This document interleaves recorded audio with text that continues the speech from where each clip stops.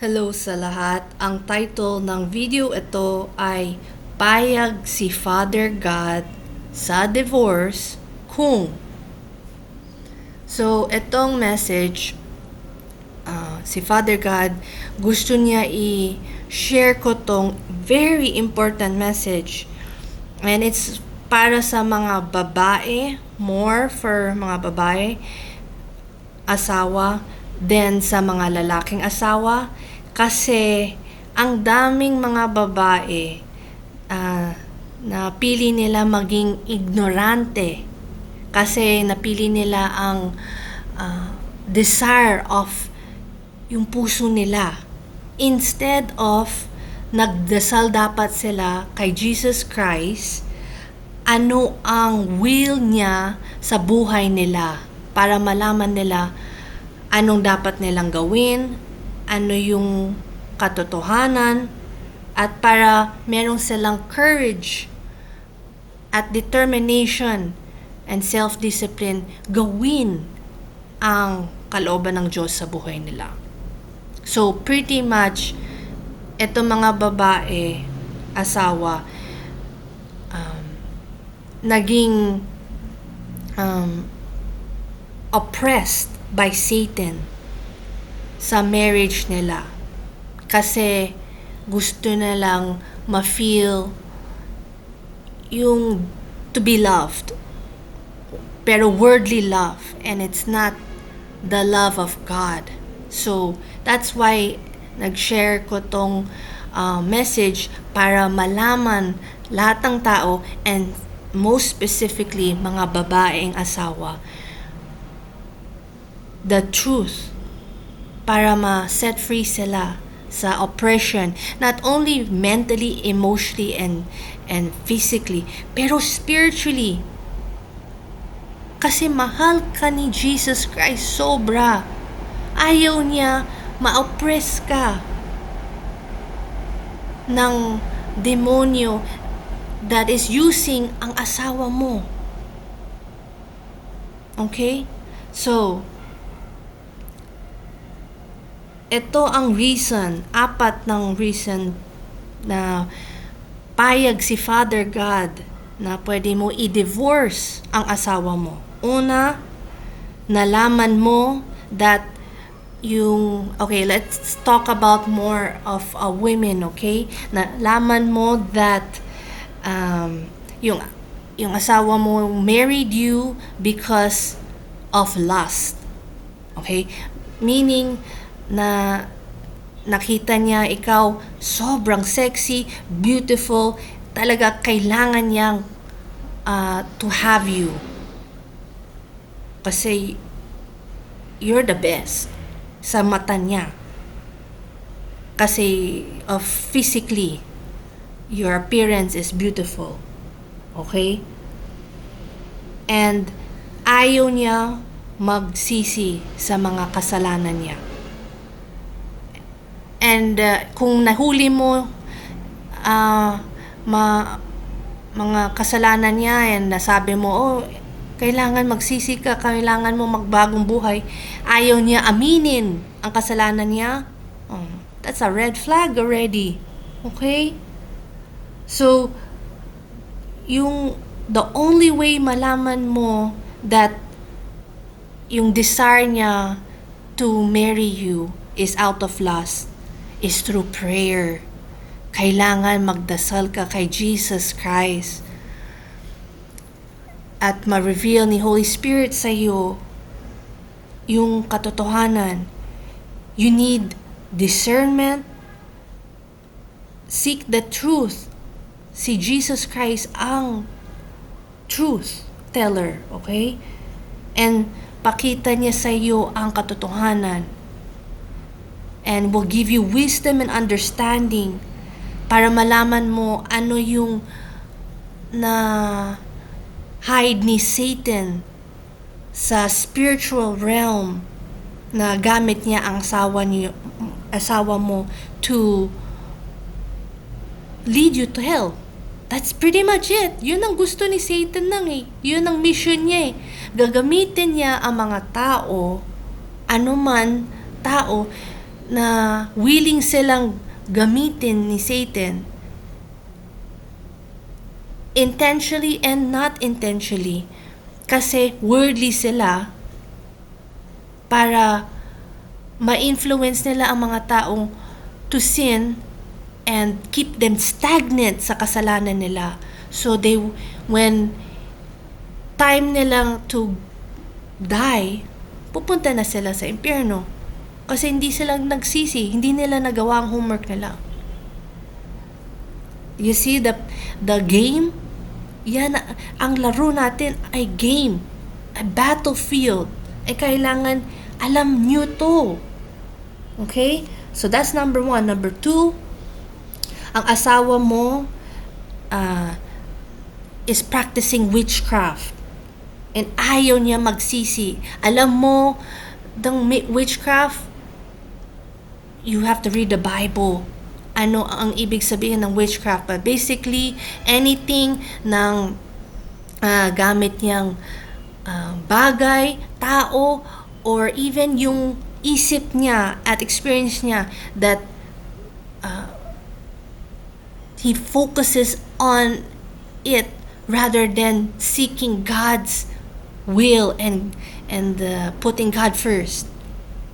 That's witchcraft, control. Okay? Now, kailangan mo malaman din yung mga babae, the reason gustong they marry you, these men, para makontrol ka. Para you become yung wife ng gusto nila maging ka. Okay? Ayaw nilang maging godly woman that pleasing to the Lord. Oh, ayaw nila yun. Kasi hindi sila anak ng Diyos. And even, there are some that, from my experience, ganon, they say Kristiyano sila, born again Christian, pero they practice witchcraft. You practice witchcraft and you say born again Christian ka? No, you're a liar. Okay? That's a son, anak ng demonyo yun. Tandaan mo yan. Kailangan mo alisin tong marriage mo kung gusto mo pumasok sa langit. Number 3, constant disagreements.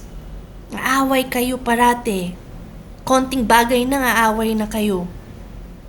And yung energy drainer, yung parating ubos ang lakas mo kasi, okay, I've seen this, ang daming mga lalaki Pilipino that sobrang controlling, that kung hindi mo magawa yung utos nila or yung anong gusto nilang sa'yo, magagalit agad. They drain your energy, your joy, your peace.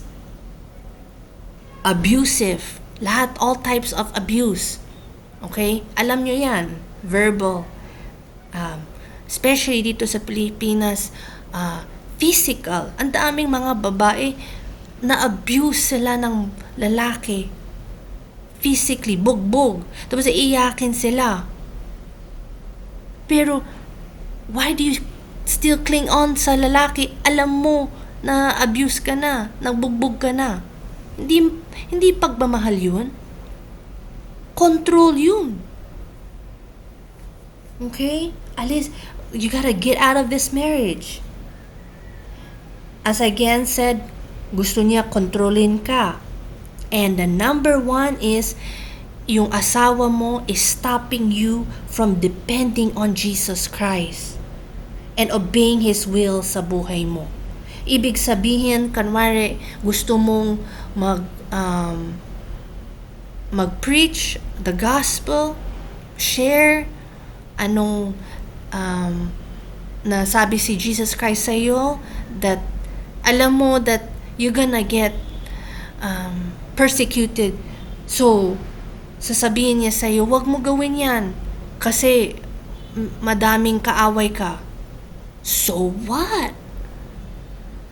it's important that gawin mo ang kalooban ng Diyos. Sino ba ang please mo? Si Jesus Christ or ang asawa mo? Dapat si Jesus Christ, kasi when mamatay ka, si Jesus Christ will be the one to judge you kung papasok ka sa langit or hindi.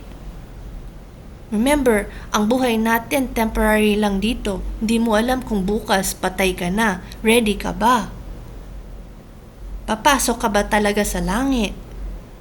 So don't please your husband, your wife. Please Jesus Christ and obey Him.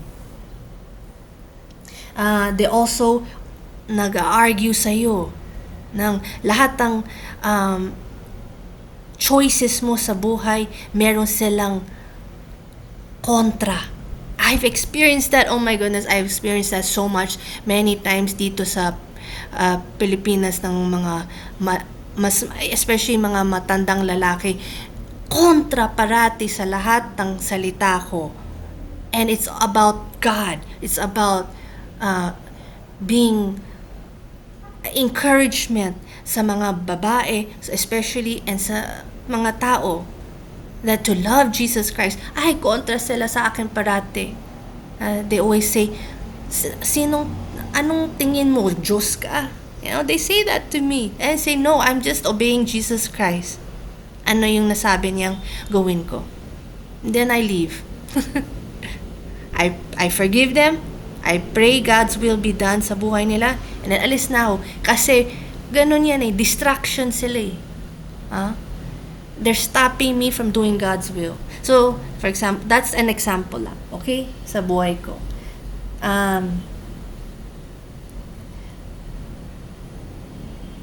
Number 4.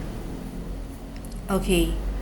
Ito specifically para sa mga babae. Okay? Yung husband mo, they desire to marry you para maging 100% dependent ka sa kanila. And that maging hero siya sa buhay mo. That lahat ng attention mo para sa kanya. Oh my goodness. Yan ang culture natin. Yan ang tradition natin sa Pilipinas.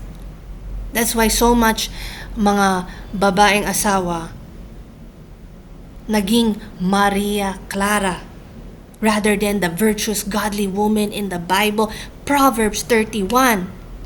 Bakit ayaw ng mga asawa, lalaki, that their wife become Proverbs 31? Kasi walang control sila sa asawa nila.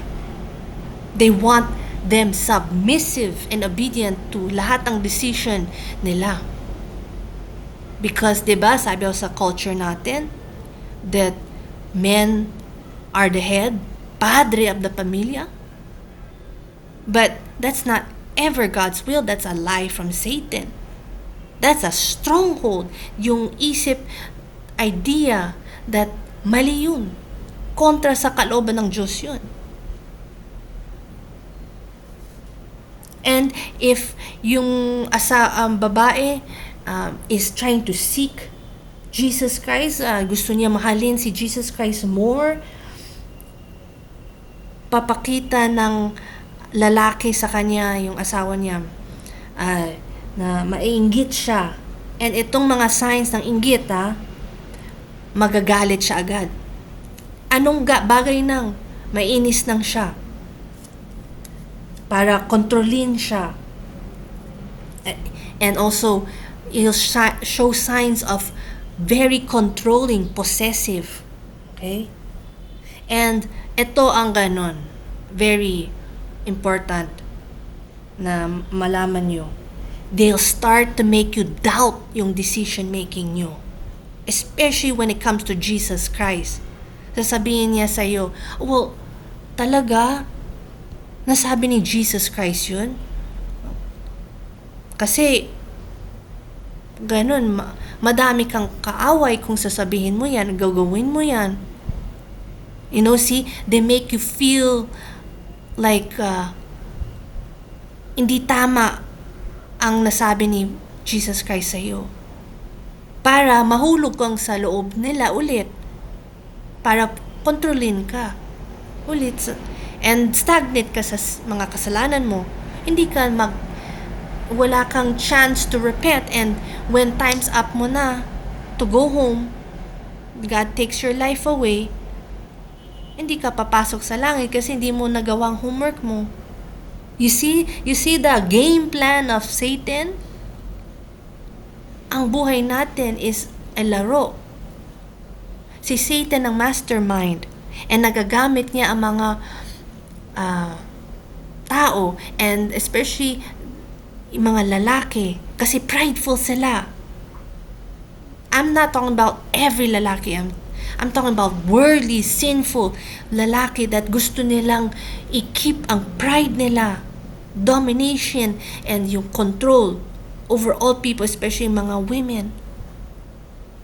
Agamitin niya yun para mahulog loob ang mga babae sa kanila. And when they do that, what happens? Mas madaming tao pupunta sa impyerno. All because of this.